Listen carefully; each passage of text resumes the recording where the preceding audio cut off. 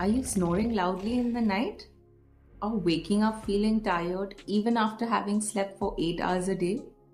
Feeling like you might be choking during your sleep?